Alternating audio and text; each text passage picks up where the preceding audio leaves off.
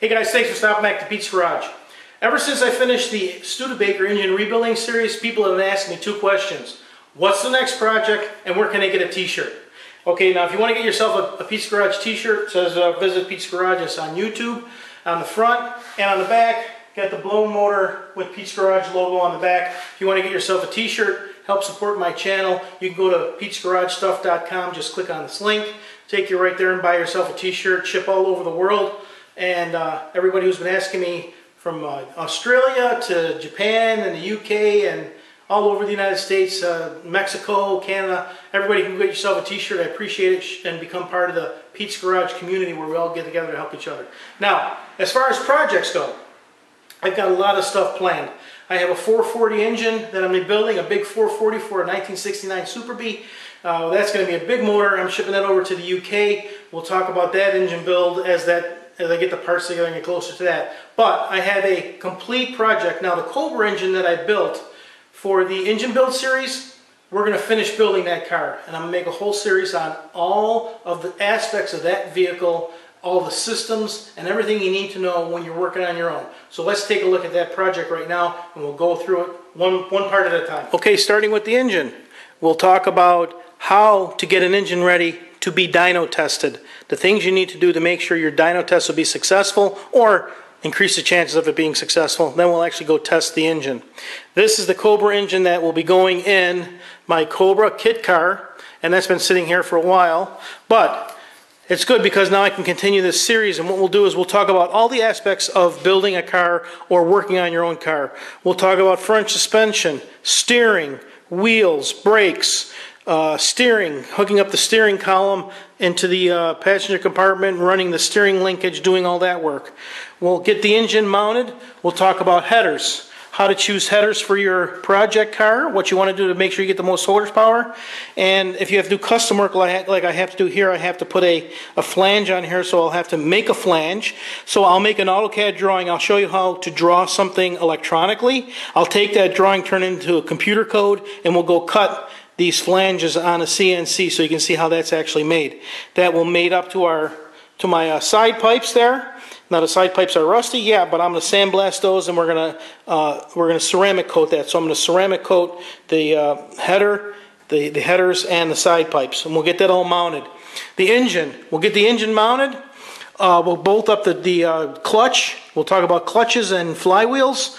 And in this vehicle, I'm putting a hydraulic clutch in, a hydraulic throwout bearing. So we'll talk about hydraulic clutches and mechanical clutches. I'll bolt the transmission up to it, and we'll install the engine into the engine compartment. Got to make some custom motor mounts for the urethane mount. So I have my motor mount here, but we'll have to set the engine in there, set the height of the engine, and then build some mounts and mount them to the frame. Then after we have the engine mounted in there, we'll talk about making a custom drive shaft. How do you get your drive shaft made, custom length to get hooked up to the rear axle. We'll talk about that. Then we'll come inside the vehicle. We'll talk about hooking up all the electrical, getting power to all of your instruments, getting power to your dashboard, getting power to your engine, getting power to the rest of the body, hooking up your fuse block, and we'll talk about pedals. We'll talk about accelerator pedals, brake pedals. We'll install an entire braking system, the booster pump, the reservoir. We'll put in all the lines with all of the bleed valves and all the proportioning valves to the front and back, and we'll hook up a braking system. The clutch, I'm going to be putting in a hydraulic clutch in. We'll install a clutch, run the lines to the clutch, and make sure that it works properly. And I'll show you how to properly adjust a hydraulic clutch, which is very similar to a mechanical, but it's a lot easier to work a hydraulic. As you can see, there's not a lot of room in here. So, I mean, here's, if I put my hand in here, and you're going to have a accelerator pedal, a brake pedal, and a clutch pedal. It's going to be pretty tight in there. And then we'll come inside, we'll hook up our gauges. We'll talk about how to choose gauges, the different types of gauges there are, installing them, mechanical gauges, electrical gauges, GPS guided gauges. We'll talk about all that stuff. And of course, the steering column, choosing a steering column, hooking it up, wiring that up, making sure that's electrically sound and it works properly. We'll do the interior. I'll make this a black padded dashboard. We'll make some custom interior. We'll do carpeting, seats, inside the door panel, so we'll do some interior work. And then we'll also talk about the rear suspension, choosing your axle, choosing your third member. Do you want a slip differential, limited slip? Do you want a true lock, a Detroit locker? What do you want to do with your car? How much do you need, how much slip? We'll talk about gear ratios, how to choose the gears for your application.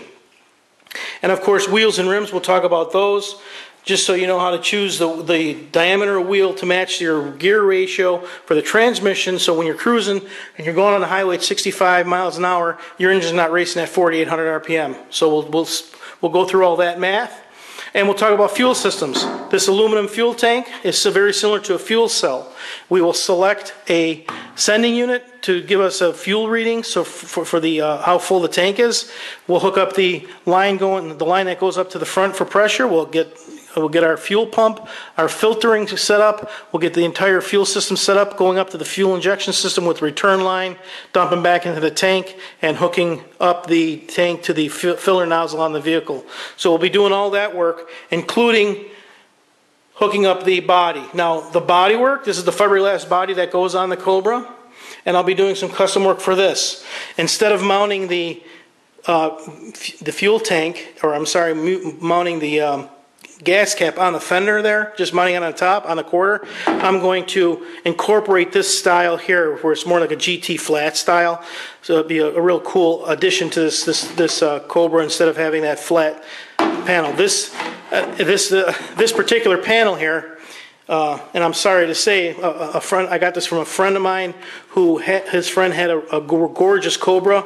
He had a car accident, and unfortunately the guy died. So that's how dangerous some of these cars can be. But he gave me this part as a remembrance of a friend of ours, so I told him I'd incorporate it into this project. We'll do all that fiberglass work. We'll finish the wheel wells, the custom flares. We'll do all that work on the back and up in front. We're already started these flares. We'll do all the body work. Make sure all of the lines are perfectly straight. The gaps are perfect all the way around on the hood. We'll do the doors. We'll do all the mechanical work up in front, making sure we have the radiator fans, the oil cooler, everything mounted right, how to hook up oil cooling, and then we'll do all the electrical work, hooking up the lights, the blinkers in the front and back, making sure everything works right, and then hooking it up to the body. We'll put it on the body, we'll make sure it all lines up, and then we'll do the real body work, the fine body work, getting it ready, prepping it, sanding it, block sanding, getting it ready, and then we'll paint it. I'm going to have it's going to be the dark blue with the white Wimbledon stripes with the big old meatball 66 on the hood there. So we'll paint some numbers, we'll do some striping, we'll do paint work, base coat, clear coat. I'll show you how to color sand. So it's going to be a complete vehicle project from start to finish, from building the engine, which you've already seen, to installing it, wiring it up, doing all the systems, putting it on the ground, and then taking it for a ride. So, if there is anything that you would like me to focus on, any system in particular that you'd like to know more about, just leave a comment below, and I'm going to collect all the comments, and when I get to that section, I'll make sure I cover it. I want to make sure you have all the information you need, and if there's something that maybe you'd like to help with, I'd be more than happy to have you help me. We're here all together trying to learn together. I'm just trying to share you with the kind of work that I do and what I know to help your project more successful, to help you choose the right components, and help to make sure you get the optimum use out of everything you spend, because these parts are expensive and you got to make sure you do the job right. So stick around, stop back, subscribe if you haven't subscribed, get a t-shirt if you don't already have one, and let's have a lot of fun. We're going to build this thing, put it on the road, and we're going to have a lot of fun. Thanks for stopping by Pete's Garage.